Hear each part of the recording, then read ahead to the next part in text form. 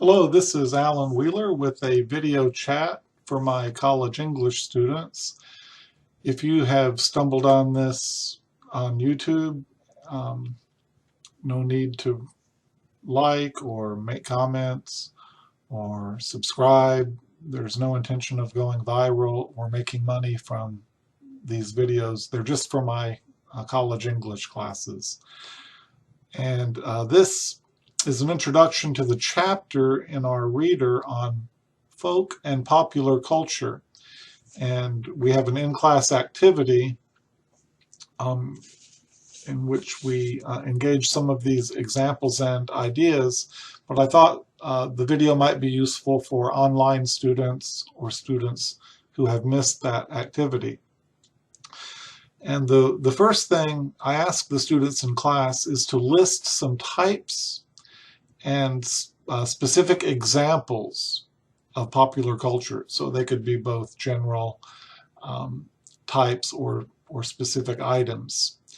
And the students come up with all kinds of things. I'll give some examples here. Hip hop music, goth style dressing, or clothing, Six Flags amusement park, Legos, with which was included Legoland, the Lego movie, the Lego website, Lego magazine, and a video game for Legos, rock concerts, YouTube videos, movies, Harlequin romance novels, reality shows on television, flash mobs and internet-based flash mobs, Gucci purses, Levi's blue jeans, breakdancing, steampunk fan culture, Lady Gaga, People magazine, Pepsi Cola advertisements, Andy Warhol prints, Playboy magazine, Disney, Barbie dolls, NASCAR, and we usually get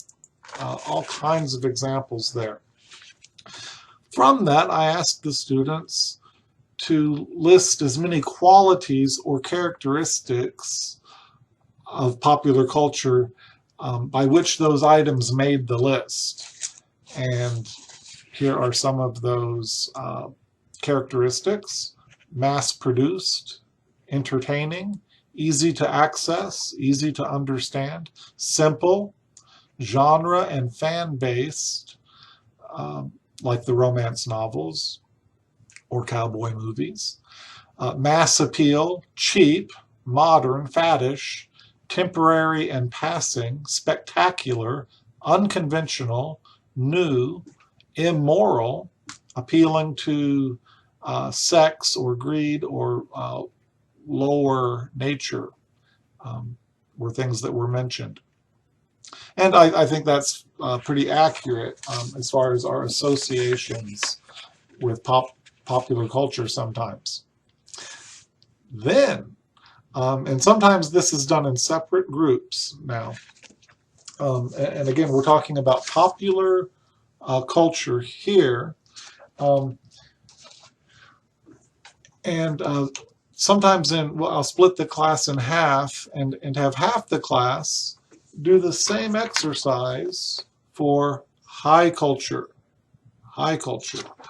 And so when the groups that list examples of high culture come up with things like classical painting, like the Mona Lisa, Renaissance sculpture, Roman architecture, classical music, Shakespeare's sonnets, or Romeo and Juliet, epic poems like Beowulf, Homer, and the Iliad, the Odyssey, Paradise Lost by Milton, The Last Supper by Leonardo da Vinci, Greek philosophy, Tang Dynasty poems was one that I threw in there. And so those were some types and examples of high culture.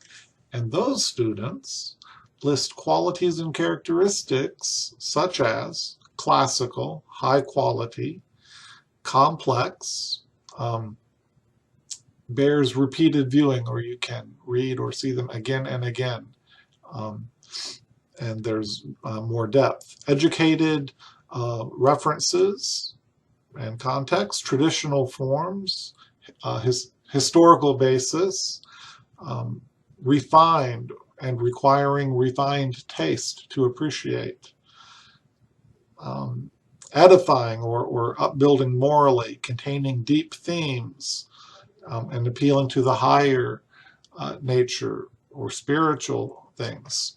These were some of the qualities mentioned. And interestingly, one class this semester was on a roll and said the high culture is expensive. It relates to old money and wine versus beer and things associated with wealthy or upper class, which I thought was interesting.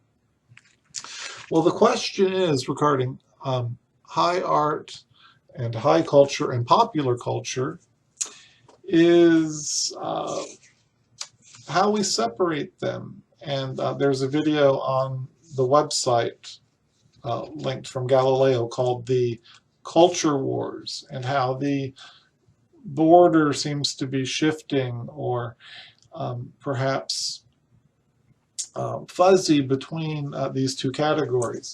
I'm going to represent this with a Venn diagram here.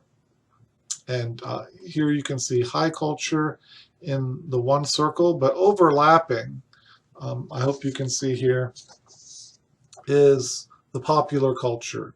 And the question is, how do things cross over from high to popular, or from popular to high? For example,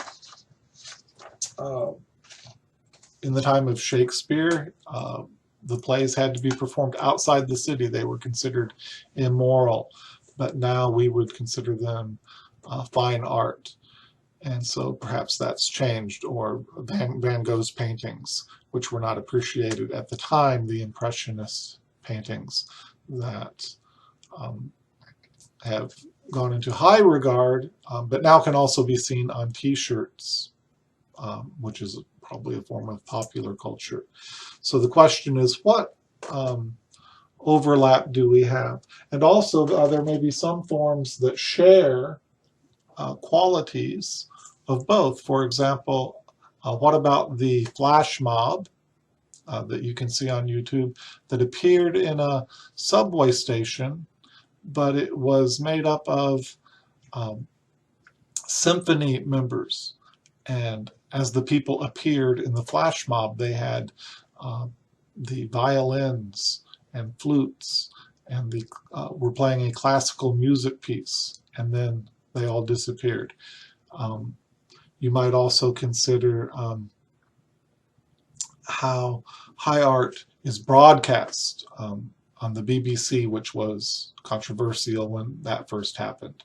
The Shakespeare plays going out to the barbarians, and now with the rise of the internet, how the information and education is broadcast to wider audiences, with an increase of literacy and knowledge of high culture. Sometimes some would argue a debasement of the high culture. So this is good fodder for writing essays, because these are arguable points, and these are things that you could take a stand on and create a good essay. Let's go on quickly, and I want to, because the chapter is called Popular Culture and Folk Culture, so we need to differentiate this a little bit. And folk culture would be made up of folk, which is people or people groups, especially of a hometown, a region, or an ethnic group, or some kind of cohesive group of people. That's the folk. And the lore would be the stories, dances, music, jokes, riddles, and all the attending culture that goes along with it. So looking at folk culture, we have people who study folklore as their profession, and they would look at things like urban legends here. And among folklorists, the familiar FOAF here, which is the friend of a friend, and this reflects the tendency in modern folklore, in the urban legends, just as in the more ancient ones, to be passed along person to person. So people will say, I know this is true because I heard it from a friend of a friend, or FOF, friend of a friend. And also these urban legends have permutations. You'll hear of a similar story in Chicago and Atlanta and New York. Maybe some details changed, but the same general story. Sometimes they're a cautionary tale, but they have various variations, permutations, as legends seem to do in various local areas. So these are some ways of looking at folklore, especially remembering that folklore is usually passed on in a region or people group, person to person. And this contrasts with the mass culture. Yet, I'll close with this, the same question we asked about high culture, and that is, where is the area where these two are not mutually exclusive? So I have a Venn diagram here, and perhaps there's some overlap between the folk culture and the mass culture. And so, for example, in folk culture, you would have an oral tradition and an older traditional kind of story or form. And then in the mass culture, it would tend to be more modern. And the folk culture would tend to be handcrafted, hand-painted, rather than the store-bought, mass-produced items. And you would have folk songs rather than mass-produced CDs. But the overlapping area, one that might immediately come to many people's minds, would be social networking, where things are shared person to person among a group of friends or a folk group, but yet might go viral on the internet and become more of a mass broadcast situation. So something that might start as a cute video of a kitten, the family kitten, shared among friends, might be broadcast or go viral. From the textbook, there's the example of the fraternities in the 1960s wearing togas and having toga parties, popularized by the Animal House movie in the 1970s, and spawning a new round of folk culture as the newer fraternities reproduced the toga parties and wearing the togas. Then again, on the folk side, you might have actual folk songs like Hang Down Your Head, Tom Dooley, taught from generation to generation. But then you might have Bob Dylan writing new folk style songs, but sold, mass-produced by record companies, yet who might appear live for a live audience of folk in a region. So these are things to think about. What are those qualities, and how are they shared as media changes, as technology changes? And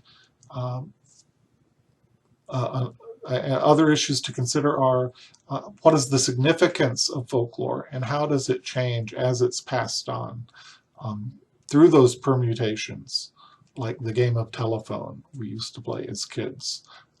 How do they change? Why do they change? do the values get passed on with the rituals and the superstitions and the jokes and the things that are shared among a folk group or region.